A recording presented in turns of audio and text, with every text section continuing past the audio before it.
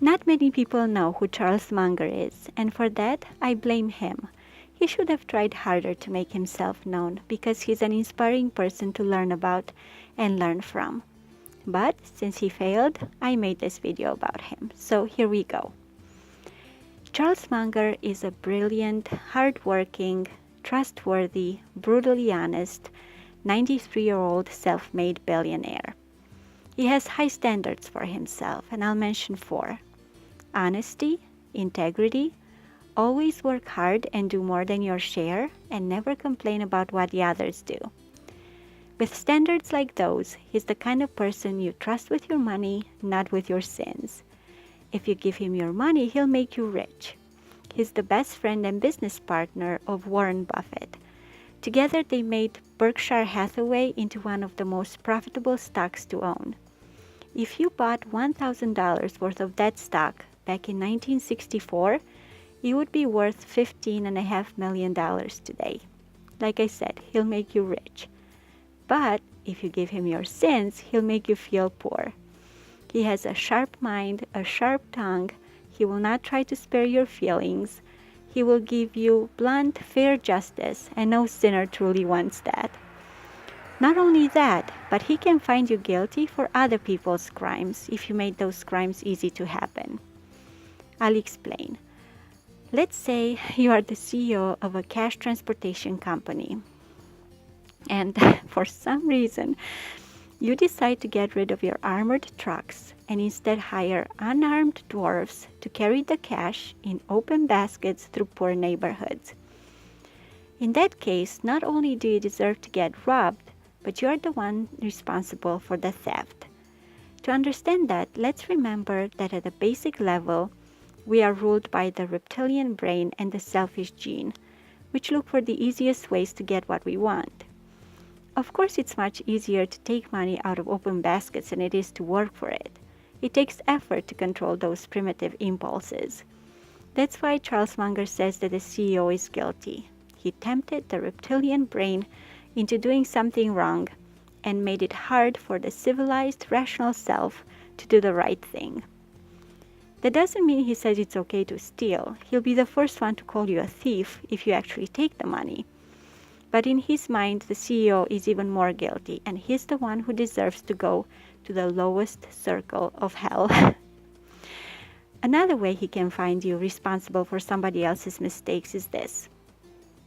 Let's say you are the captain of a ship, and you're out at sea battling a terrible storm. You've been awake for 24 hours keeping your ship safe. But now you decide to give the command of the ship to the first mate, so you can rest for a couple of hours. If, during that time, the first mate runs the ship aground, then you are the one responsible for the wreckage. It's an unfair rule, and Charles Munger knows it. He knows that innocent captains would lose their jobs, their careers would be ruined. But, he says, in the long run, way less ships will go down and less lives will be lost at sea. I can't fault his logic, but it doesn't make his idea the right choice. We can come up with a better system of incentives to make sure that everyone on that ship, from the captain to the first mate to the least skilled passengers, do their best to keep the ship afloat.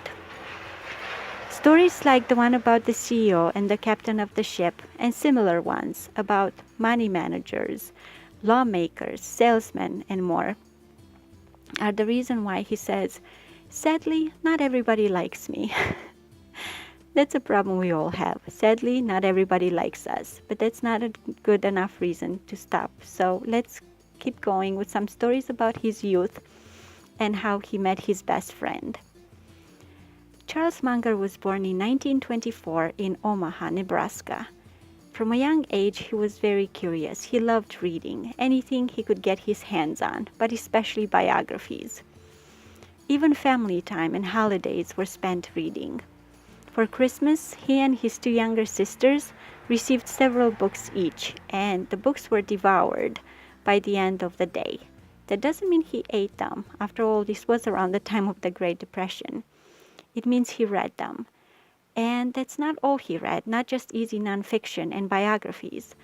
Around the age of 14, he became good friends with his family physician, Dr. Ed Davis, who was also a neurologist with a big library. Charles loved borrowing medical journals, science textbooks, and talking to the doctor about surgeries, outcomes of medical procedures, and many other topics. That kind of knowledge was uncommon for his age, and he knew it. At school, he liked to challenge his teachers and the conventional wisdom. He was a bit of a wiseacre. He did the same thing in college. He often came across as being rude because he had no patience for small talk and liked to dominate conversations. Warren Buffett told Bill Gates that at cocktail parties, Charles often raised his hand to prevent others from starting to talk while he was taking a drink. Interestingly enough, Warren Buffett likes to dominate conversations too, so it's fun to hear what happened when Warren and Charles finally met. It was at a restaurant at a dinner organized by family friends. Charles was 35, Warren was 29, and the friends were curious to see how the two would interact. They say that as the evening progressed, it became clear that theirs was going to be a two-way conversation.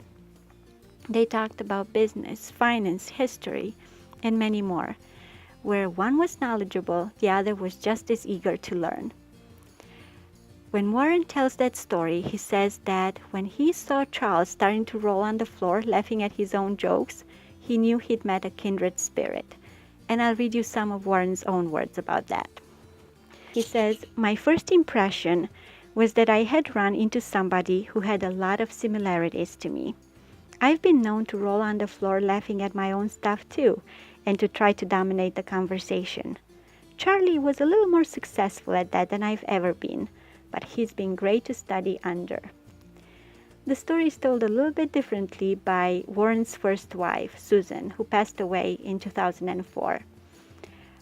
In an interview she gave about that meeting, she said that it was shocking to see Warren becoming quieter and quieter and quieter as the evening went on. She said, "It was unusual because Warren is so much quicker, so much faster and smarter than everybody. I mean, it can't be helped. And here was Charlie taking off, you see. It was really fascinating to me. And then what happened after that is history." I think Warren felt that Charlie was the smartest person he'd ever met, and Charlie felt Warren was the smartest person he'd ever met. And that was unique to each of them, and it's continued to be that way. And so their respect for each other's intelligence was, I think, the beginning. You know, when they see the integrity they have in common and so forth, it's a match made in heaven. It's a beautiful story about a beautiful friendship, the kind of friendship we all look for. Another interesting story is the one about elementary world wisdom. Most people who know Charles Munger think he's the smartest person they've ever met. He can talk about anything: ancient philosophy, modern psychology, how to invest your money, how to design a college dormitory, how to build a boat, how to sink a boat on a perfectly calm lake, the mating habits of naked mole rats. He's a walking encyclopedia. He also reads a lot. His children say that he's a book with two legs sticking out. He says that to be truly educated, you need to read across many topics, because all the knowledge in the world is not found in one small academic department. If you don't read a lot across many topics, then you are like a man with a hammer and all problems will look like a nail to you. Or you're like a one-legged man in a butt-kicking contest. For his own education, he uses several techniques and tools, one of which is what he calls mental models.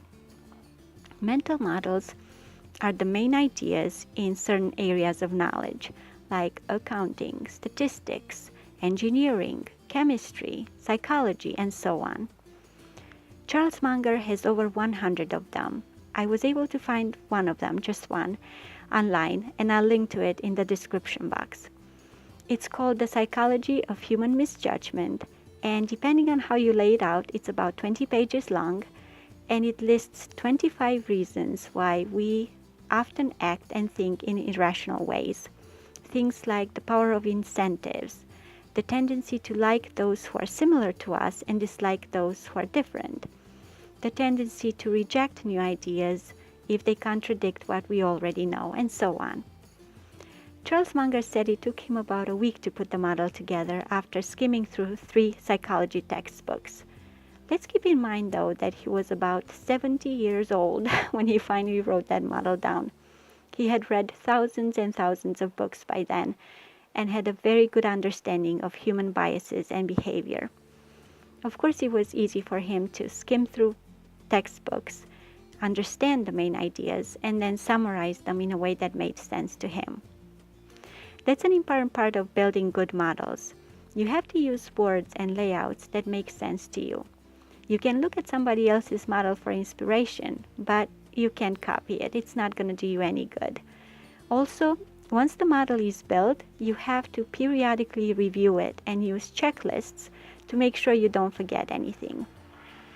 It's a time-consuming process, but if you're in the lucky position to not have to worry about grades or tests, and you can look at learning as the fun, lifelong process of solving riddles and figuring things out, then building mental models is just a fun game.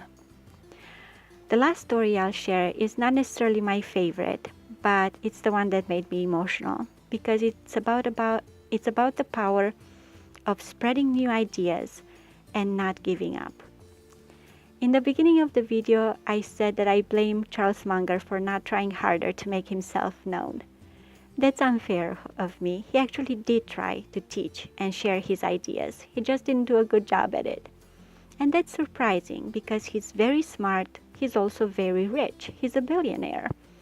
Warren Buffett is a billionaire too.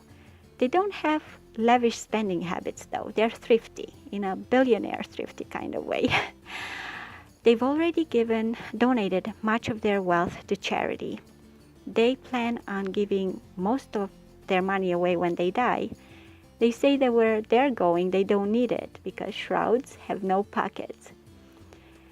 They like having money. It's a good lifestyle. But making money was more like building a platform from which to have a stronger, more credible voice for when they were ready to teach their ideas. As we know, Charles Munger failed. And there's a reason for that. He didn't do a very good job at matching his message to his audience. That's a problem all teachers and storytellers struggle with. I speak from experience. That's why it's important to keep learning and keep trying new ways of communicating. Because, as Charles Munger says it, teaching is such a worthwhile passion to pursue. And I'll read you his words about it. He says, "Both Warren and I believe being an effective teacher is a high calling. Properly done, if teaching isn't the highest calling of man, it is near it. We think it is such a high calling that we subject people to it all the time who don't have the slightest intention of ever learning anything from it. Very few people have taught with more rejection than we have, and yet maintained so much enthusiasm." It's a good reminder about not giving up. Since this video is getting long, I'll only share 2 more thoughts. The stories I used in the video come mostly from the book Poor Charlie's Almanack, which is about Charlie, not written by Charlie, but written with Charlie's permission. It is written by Charlie's friend, businessman Peter Kaufman, who thought the world deserved to know more about Charlie. The book is expensive. It's about $60 on Amazon. And you do need to know economics and business to understand and appreciate many parts of it. Other than that, I can't recommend it enough. It weighs 5 pounds, so it's heavy enough to knock somebody's wits out, but it's brilliant enough to knock a lot of wisdom in. To end this video, I'll say that it's easy to see what makes Charles Munger remarkable, namely his lifelong commitment to learning, honesty, integrity, and hard work. But when it comes to what makes him unique, well, for those I'll use Warren Buffett's own words. I would say everything about Charlie is unusual. I've been looking for the usual now for 40 years, and I have yet to find it. Charlie marches to his own music, and it's music like virtually no one else is listening to. So I would say that to try and typecast Charlie in terms of any other human that I can think of, no one would fit. He's got his own mold.